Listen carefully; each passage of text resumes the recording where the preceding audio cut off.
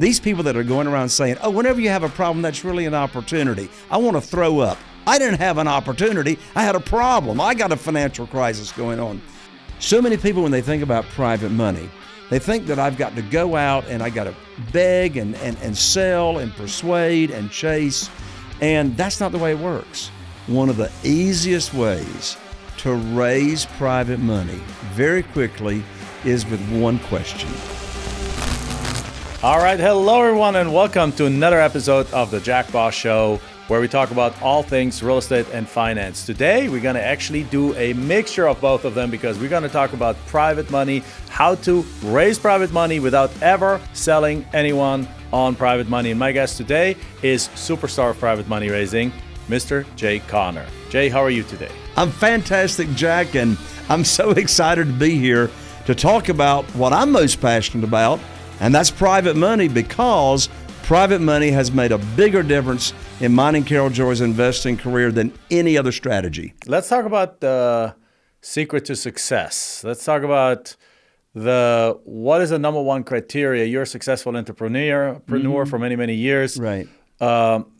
Before we started this recording here, we talked about you having a formula for success, and let's dive into that. Tell me a little bit about that. Right. So one question that I get asked a lot, Jack, is, Jay, if there was just one attribute, there was just one personality characteristic about yourself that you would say has got the most to do with you being successful, achieving your goals. And the one word that comes to my mind is resiliency. Mm-hmm. So what do I mean by that? That means not quitting, not giving up no matter what. And so I think back to 2009 when I was cut off from the banks. I lost my line of credit. My wife, Carol Joy, and I, we've been investing in single-family houses in eastern North Carolina since 2003. The first 6 years that we were doing it, I was relying on local banks to fund our deals, 2003 to 2009. And in 2009, I was sitting at my desk. I had 2 deals under contract, and all I knew to do back then was to just rely on local banks to fund my deals. I called up my banker. I had 2 houses under contract to buy, and I learned that I'd lost my line of credit. I said, Steve, what do you mean I've lost my line of credit? He said, Jay, don't you know there's a global financial crisis going on? I said, no, but now I got a financial crisis because getting ready to lose over $100,000 in profit. And he says, well, we're not loaning money out to real estate investors anymore. So I hung up the phone and I sat there at my desk for a moment, and I thought to myself, and here's a writer downer. When you got a problem, what do? I asked myself, who can help me with my problem? By the way, Jack, these people that are going around saying, oh, whenever you have a problem, that's really an opportunity. I want to throw up. I didn't have an opportunity. I had a problem. I got a financial crisis going on. So I asked myself, who can help me with my problem? Well, I immediately thought of Jeff Blankenship in Greensboro, North Carolina, good friend of mine and Carol Joy's. He was investing in real estate. And so in answer to the question, who could help me with my problem, I called up Jeff. I told him what was going on. He said, welcome to the club. I said, what club? He said, the club of losing your line of credit at the bank. I said, well, how are you funding your deals? He said, have you heard of private money? I said, no. He said, have you heard of self-directed IRAs? I said, no. So I studied that, and I started teaching people that I already knew what private money was, and attracted over a couple of $1 million in 90 days. I don't say that to brag. I just say that as part of the story as to what happened. When you've got a problem and you want to be resilient, ask yourself, who can help you with the problem? So I have this formula that I actually learned from another Jack. Okay. And the Jack that I learned this formula from is Jack Canfield. Okay. I know the Jack co-author of the Chicken Soup for the Soul series. Right. And so I learned from Jack Canfield this formula that will guarantee your outcome in life of whatever you want to experience. And here's the formula. The formula is E plus R equals O. Okay. The E stands for event. The R stands for your response to that event. And the O stands for outcome. Now, unfortunately, most people walking around live life with a different formula. The formula they're living is E equals O. The event equals the outcome. Whatever happens in your life, the event, whether you caused it or not, well, that determines your outcome, whatever happens in life. But the E plus R is very, very different. You see, you may not have had any control over an event happening. I didn't have any control over losing my line of credit at the bank. Right. That was a global situation. But you that have was full me. control over the response. Exactly. To that, yes. We have 100% choice, 100% control over how we want to respond and how we choose to respond to whatever that event was that happened. So what did I do? What was the event in my example? The event was I lose my line of credit at the bank. Not my fault, but it is my choice in the response. So how did I respond to losing my line of credit at the bank to change the outcome? How I responded was I looked for a better and a quicker way to fund my real estate deals. And as a result, since that time, and boy, was it a blessing in disguise, since that time in 2009, we've never missed out on a real estate deal for not having the funding. Right. Now, with that said, it means that the problem became an opportunity. It did. It did, but not in that moment of it happening. No, of course not in that moment. In that moment, you want to throw everything at the wall. You Exactly. Want to And you want know, to go be frustrated and everything. Yeah, that makes total that sense. event was the biggest blessing that Carol, Joy, and I have had in our real estate investing career. And so, yeah, that curse was turned into an opportunity. And that's what often happens, but only, and now bringing it back to your resilience work, only if you have the resilience to not just fold. Yeah. I mean, there were all kinds of choices. I could have quit. Yeah. I could have packed the bags That's and what most gone people home. out there do. That's what a lot of people do is like, oh, well, that didn't work. I lost my line of credit. So what can I do? It's not my fault. Like, they took my line of credit. These bastards took my line of credit away. Now I'm stuck in here. I'm losing my earnest money deposit. I lose my reputation. I'm done. This is like crap. Right. No, yes, that's an outcome. That's a choice, right? But those that ultimately succeed, it's like the key is like, those that ultimately succeed don't succeed because they don't have obstacles. It's because they don't have events happening. It's because of their response to the event. I mean, like I just released a few social media posts on Facebook where we talk about some of the things that happened. I remember like in my first live event that we ever did, we had 0 people show up. We sold 0 tickets. 0 people. 0 tickets sold. Because I didn't know how to sell tickets. So it's like, I got something amazing here, and put up a website, put up some things, tried to sell, no tickets sold. Right. So we still did it. We put up all our employees into our conference room, and I taught it to them, even though they, of course, knew it already. But it was like a test run. The second time we had 2 people, and they ended up fighting with each other. And so in the third one, we had 300 people. Wow. Right. Well, and you know, how often do we think to ourselves, we wouldn't be here today, wherever we are, wherever you are, we wouldn't be where we are today unless we had gone through all the stuff that we've gone through, right? It's all that brought us here. And another thing from our good friend Jason Medley that I heard him say a couple of years ago. Talked to him today. Did you? Jason said, I'll never forget it, Jason said, what got you here will not get you there. Right. We can't keep doing exactly the same thing in order to grow and progress in our business and personally. Right. No, 100%. Like what the exact skill set that gets you from 0 to 100 or 500 or 1,000 or to 1,000,000 is the exact opposite skill set you need to grow from there. So it was a different skill set that got 300 people at your event versus 0 and 2. Exactly right. It's a different strategy. It was a different a completely different thing. Instead of me trying it alone, I did a big product launch. And with a big product launch, I got the support of like 50 other people, and they sent out emails on my behalf. And we gave away, I think, a Rolex and stuff like that to those. So like whoever won it ended up getting a nice Rolex and nice thing, and laptops and stuff like that as prizes to incentivize them, and obviously commissions and so on. But because of that, then the name got out, and it was a successful product launch. And just many people weren't willing. We needed to go big, basically. Right. We needed to say, instead of like dabbling around with little things, we needed to go big. So. What year was that? Oh, that was 2008, actually. Wow. Yeah. Okay. Sort of in my time frame of where I was waking up to private money. Yeah. Right. And And we at that moment, actually, because everyone was losing their shirt and we realized that our stuff continued to work, that's when we said, like, well, there's lots of people losing their shirt. They need to learn this because this still works. Land flipping continued to work. But Emma, let's go back. Let's go into your main kind of thing. You talk about, okay, so now private money. Yes. Let's talk about private money. I mean, obviously you're the expert in private money Right. lending or in private money raising.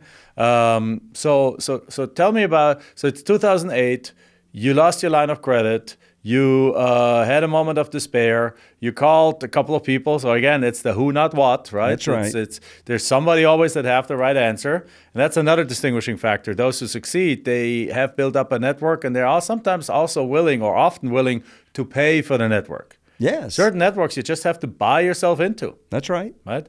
And so now you have that. But did you know how to raise private money? No. So back to that story, back to that event of being cut off from the banks. So I heard about private money from my good friend Jeff. And when I was talking to Jeff says, have you heard of private money, Jay? I said, no. And he says, well, have you heard of this guy down in Jacksonville, Florida, named Ron LeGrand? I said, no. Who's Ron LeGrand? And Jeff says, I don't know, but he says we can get a lot of private money. And I said, well, what is private money? And Jeff says, I don't know, but Ron says we can get a lot of it and private money will fund our deals. So that was my very first real estate investing seminar. Uncle Ron. Uncle Ron, Papa Ron. Yeah. That was the first real estate investing seminar I went to. By the way, if you're interested in listening about Ron LeGrand, just go back to an earlier episode. We interviewed Ron LeGrand not too long ago. Awesome. Ron is fantastic. Anyway, so that was my first real estate investing seminar. Went to Ron LeGrand's seminar to learn about private money. Learned a bunch of other stuff too. And so I learned what private money was, came back, and here is the differentiating factor, Jack. So many people, when they think about private money, they think that I've got to go out and I got to beg and sell and persuade and chase, and that's not the way it works. Did you know, Jack, that since I learned about private money, to this date, since 2009, I have yet to ask anybody for money. I've never asked anybody for money. I've never pitched a deal to get it funded. And people say, Jay, how do you have $8.5 million in private money lending that you just rotate from projects to projects and you haven't asked anybody for money? Well, it's real simple. I got right here my hat. This is my private money teacher hat. Now, Jack, I know I don't look as good in a baseball cap as you do, but my private money teacher cap is what I talk about. And what I did is I separated the activities of teaching people what private money is, people that we already have an association with, and having a deal for them to fund. So what I did is I came back home and I put together what I call my private lending program. Oh, what's my private lending program? Well, my private lending program is the program that I offer to new private lenders as to how they can get high rates of return safely and securely, how they're secured, how it's conservative loans, and et cetera. So I teach the program, and once they tell me they like it, they've got X number of dollars to invest, or they maybe got some retirement funds that they want to invest. Well, I'll introduce them to the self-directed IRA company that I recommend. They'll move retirement funds over, et cetera.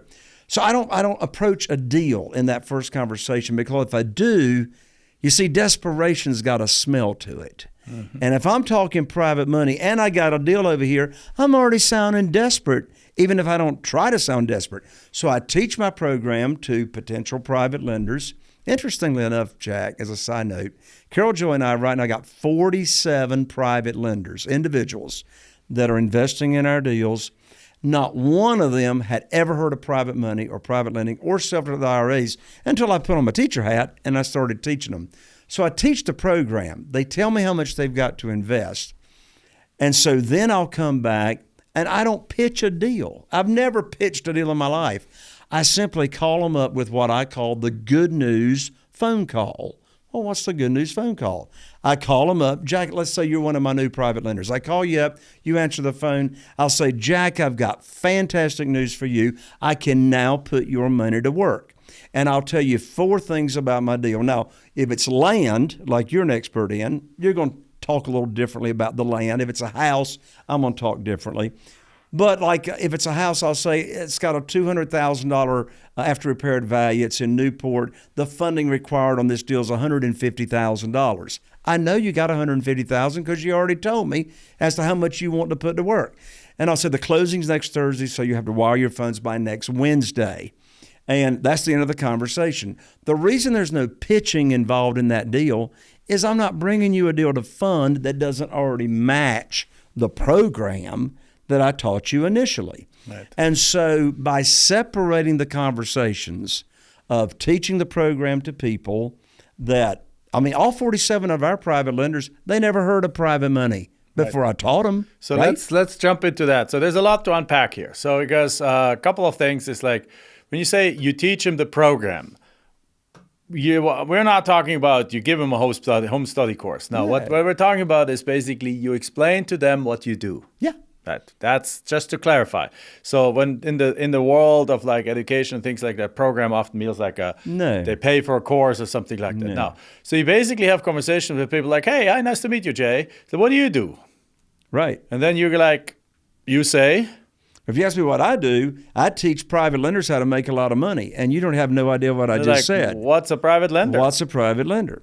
And so also a private lender is an individual just like you or me that loans their money out or retirement funds on real estate, backed by real estate, to get high rates of return safely and securely. That's a private tell lender. me more. How does that work? And that's how it goes, right? Exactly. And if they're blind to it, they'll just say, okay, that's cool, nice to meet you, and they walk off, and then there's no need to chase them anyway because if they don't get it, they don't get it, right? But if they get it, they're like, oh, yes, like let me hear about it. Yeah. So I remember, without knowing your program, I've gotten some investors for multifamily by simply being at a school function of my daughter and doing the same thing. It's like, well, what do you do? Well, like we put together investors and we buy apartment complexes and we bring them up, and our investors make 15 to 20% a year on their money, and they're like, 15 to 20% a year? Right, you just got their attention. What do I need to do to get 20%? Right. Well, what do you do? Like, well, I need to pick as accredited investors, non-accredited, so I got to vet them a little bit. But soon enough, also, it sounds like I'm not desperate, which I'm not. Exactly. They're now telling me all their financial things. And it's like, well, great. Well, I'll be happy to talk to you about more, but right now let's watch the show for the kids, okay? So, and then they're like, okay, this guy's like playing hard to get in a way, but really, bottom line is it's not that. I want to watch the show, but it's like let's exchange information, and then usually they call me. They're like, hey, how about that 15-20%? And so you're right. There's no sales pitch involved. Exactly. The worst time to be raising money or attracting money is when you need it for a deal that's got a deadline to close within the next week, right? So again, there's no desperation. There's no chasing here. You know, one thing that I'll hear from new real estate investors that are wanting to raise money is they'll say, Jay, I've got this fear of rejection. Now, they don't say it like that, but that's what they mean. They don't want to ask. They say, you know, I just don't want to be rejected. And here's my answer to that. How can you be rejected if you're not asking anybody for anything? If you are teaching people an opportunity or showing them as how they can get a high rate of return, like you were just saying, the people you were talking to at your child's event there, you're having a casual conversation, and all you did was drop the seed, right? Exactly right, yeah. So once you explain it to them, they tell you, yeah, okay, so while I have some money invest, so how do you close that back to know that they actually have $150K? Right. So here's what's so interesting about that. So when I go through and I teach my private lending, we'll call it opportunity instead of program, right? So I'll teach, well, here's the rate of return you'll get. So I teach the rate of return regardless of the deals. I'll tell them how long the notes are. I'll show them how they can get their money back in case of an emergency. And that's called the 90-day call option. Just give me 90 days. All I need is a week now. But if you need your money back in life and circumstances come up. So I'll go over the points. And then I'll say, that's all the points of the program. Is any of this need clarification? You got any questions? No or whatever. And then I just look at them. Okay. I don't have to ask. I don't have to do a trial close. I don't have to ask, when would you like to be putting your money to work? I mean, here's what I've learned after all these years, Jack. If somebody wants to hear from me how they can earn high rates of return safely and securely, number one, they're not going to listen to how I do that for them unless they've got investment capital to use. And do you ask them like, okay, how much do you have to invest? Well, they will ask me before it even starts. They'll say, well, what's your minimum? So you need to have an answer to that question. Well, my minimum is $50,000. Right. It costs me the same thing to pay my real estate attorney a closing cost on $50,000 as it does $20,000 or it does $1 million. It's all the same. So it's just not worth it for the deals. No, absolutely. Unless we've got at least $50,000, to start. So that makes sense. So now you're basically going and they're telling you like, yeah, I got 150. So in this case, when you say like a 50 and they're like, okay, that's fine, but it still doesn't tell you if they have $1 million or if they have 150. So how do you get that out of them? Right. So when I go through the program and they don't have any questions and they're obviously interested, I'll say, well, how much would you like to start with? Right. And I'll put your money to work for you as fast as I can. Then maybe at that point they'll say, well, what you mean? I'll say 50. And I will say this. I'll say, however, I can put larger amounts of money to work quicker than I can smaller amounts because obviously I'm not going to buy a house in my world for $50,000. Right. But I can use $50,000 for rehab. Right. By the way, Jack, I just had a thought come to mind that I got to share. Because any more of these days, Jack, if I don't say it while I got it, it's gone. So just 2 weeks ago, I paid off a small private lender, paid off $50,000 to a private lender. And of course, they never want the money back because when it's paid off, they're not earning money on their money. So I paid off this private lender. And here's what I want to share. One of the easiest ways to raise private money very quickly is with one question. Now, this is with an existing private lender. So I paid off this private lender. I told them to expect the payoff check in the mail. And so I said to them, by the way, this check is coming to you. I'll probably be able to put your money back to work for you pretty quickly if you want me to. I said, but do you have any more you want to add to it now? There's the question. So if you want to, this is a writer downer. Right. So when you pay off a private lender, always ask when paying them off, would you like to add any more to it for the next deal? Now, they may come back and say, well, how much more are you going to be looking at? Well, if you've got a deal coming around that in my example here, well, I paid off 50. My next deal I knew was going to be $200,000. I said, well, the next deal coming around is $200,000. Would you like to put any with it? And I said, you don't have to. I got other private money, but I'll give you the first option. And she said, let me get back to you tomorrow morning. So she called me up the next morning. That $50,000 lender went to $170,000 because her mother had just passed away 2 months ago, and she had come into this inheritance. So the principle is, and the bottom line is, private lenders have always got more than they tell you. Yes. And so the perfect time to ask, would you like to put any more with your investment capital is when you pay them off. That's right. When they have the ultimate trust building event, which is not the monthly payments or quarterly payments, but if there's any like that.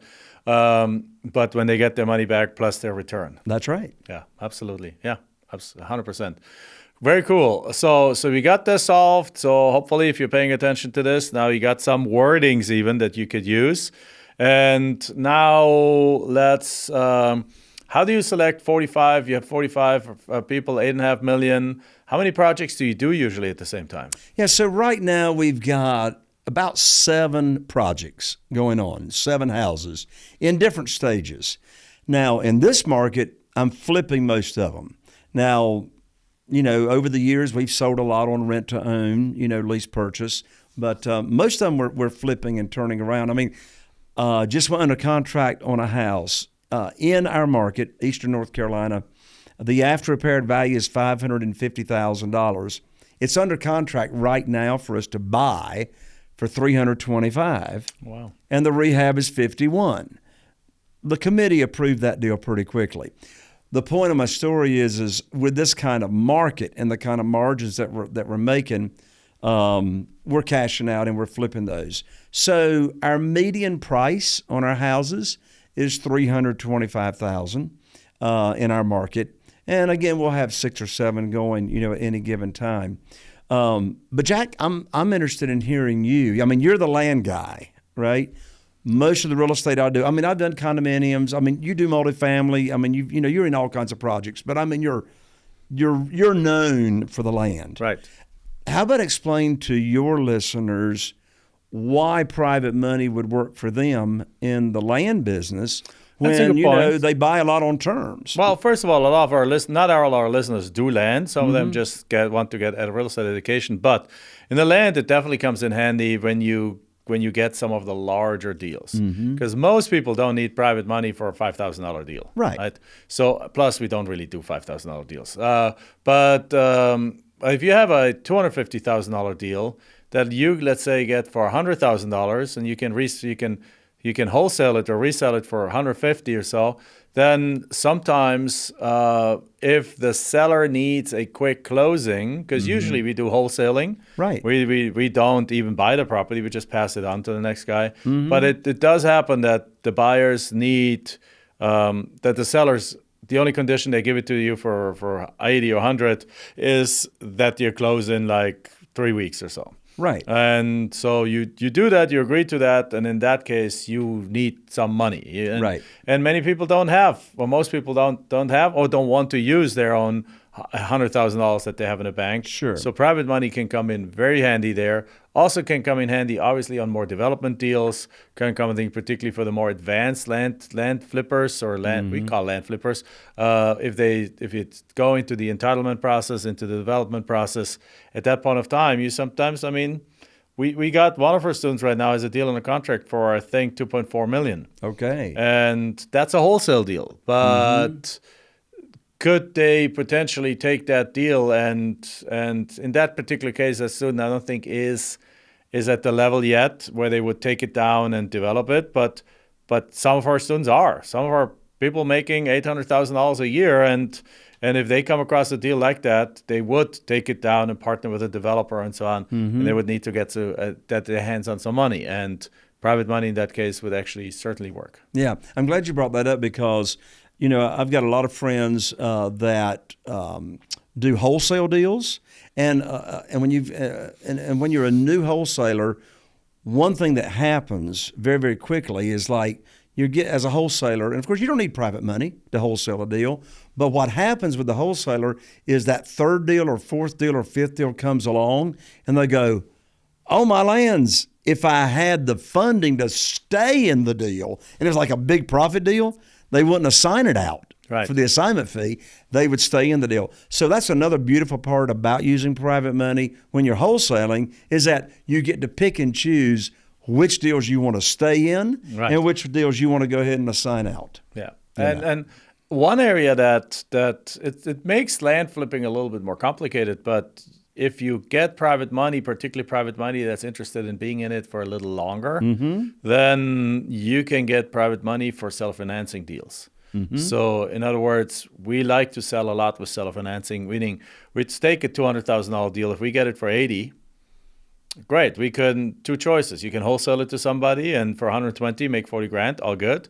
Or you can also take it in and then sell it for 200 with about a $40,000 down payment and monthly payment. So the private money investor would get probably, well, the land flipper would probably get 20 grand, but 20 grand would be put back right to the investor. So they would get off their 80, they would get 20 back, but they're still out 60.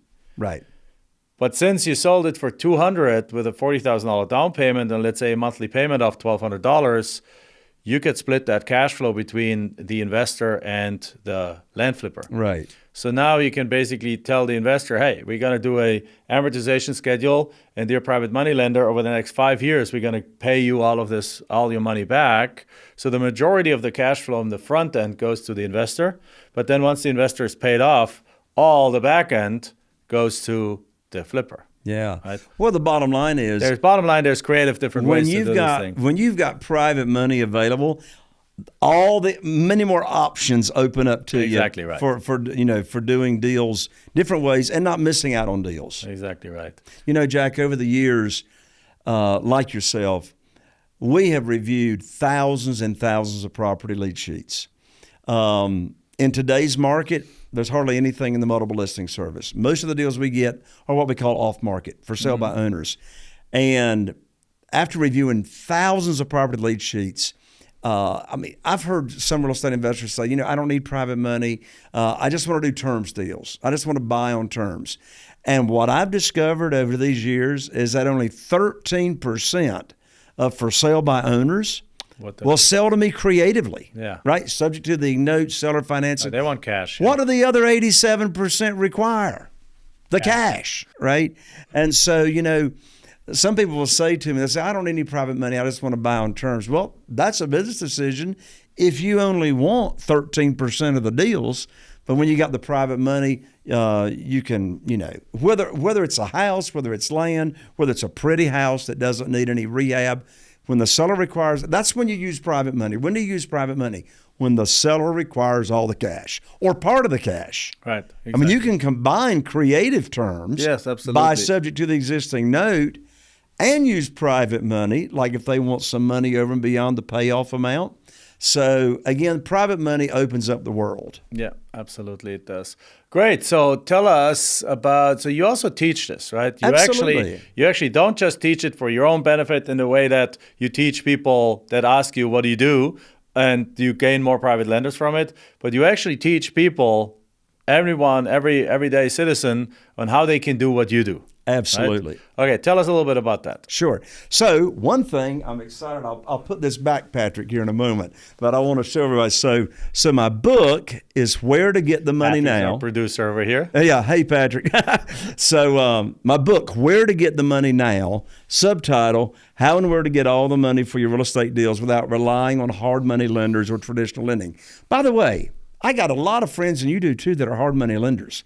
I say get as many relationships as you can, right? But this book, by the way, you can't download it. This is, by the way, Jack, did you know the United States Postal Service is still in business? Whoa. So yeah, so you can buy this on Amazon for $20, or I'll give it to you for free, just cover shipping. I'll autograph it, I'll mail it to you priority mail. You get it in 3 days or less. And this will walk you through step by step on how I get all the private money I need and how you can get all the private money. So how do you get it for free? Go to www.jayconner, I'm an ER, not an OR, so JAYCONNER.com/book. So again, that's jayconner, JAYCONNER.com/book. I'll ship the book to you. In addition to that, Jack, I want to do something new for your audience. So I do a live private money event 3 times a year. It's called the Private Money Academy Conference. Okay. It's in Eastern North Carolina, so some of you have got to get on an airplane or drive a ways. But the Private Money Academy Conference, I do it 3 times a year. It's a $3,000 event, and I want to give your followers and your listeners the event for free with a $97 registration fee is all there is to it. So you can learn all about that event. You can get registered at jaysliveevent.com. That's JAYSLIVEEVENT.com, jaysliveevent.com. You can go there and read all about it. And at that URL I just gave out to your followers, Jack, they're not going to be paying the $3,000 fee. That gets them in for free with just a small registration fee. Absolutely. Wonderful. Well, jayconner.com/book Yep. and jaysliveevent.com. All right. Make sure you check that out. And yeah, I loved it. Thank you very much for being here. I love the ease. I love the ease of the conversation flow that you have with your future financial investors. So guys, remember that you don't have to push anything on anyone. No. Like you simply, you need to practice a little bit what you say, so you don't get like, what do you do? I'm blushing. I don't know. So you gotta, in front of a mirror or something like that, you gotta practice it. If you're in real estate, you're looking for private lenders, then, or you can use some for your business, then practice what Jay just said. Rewind, watch the episode multiple times, go attend, get the book, attend the event. But most importantly is like practice it, because when somebody asks you, you want to say like, yeah, I'll help people I'll help private lenders make above average returns with loans backed by real estate. And then that sounded like Chinese to them, and they're going to be like, what does that mean? Exactly. If they're interested, because they heard a few key words, above average returns. Yeah.